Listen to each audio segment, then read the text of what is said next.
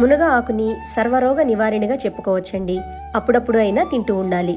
రోట్లో అల్లం పచ్చిమిర్చి వేసి ఇలా కచ్చాపచ్చాగా దంచుకొని గిన్నెలో 1 కప్పు జొన్నపిండి 1 కప్పు బియ్యం పిండి వేసి అందులో 1 కప్పు శుభ్రంగా కడిగిన లేత మునగాకు, దంచిపెట్టుకున్న అల్లం పచ్చిమిర్చి, సన్నగా తరిగిన కరివేపాకు, ఉల్లిపాయ ముక్కలు, గంటసేపు నానబెట్టిన పెసరపప్పు, శనగపప్పు, వేయించిన పల్లీలు, మీ రుచికి తగ్గ ఉప్పు, కారం, కొద్దిగా జీలకర్ర, నువ్వులు వేసి కొద్దిగా నీళ్లు పోసుకుంటూ పిండిని ఇలా ముద్దలాగా కలుపుకోవాలి.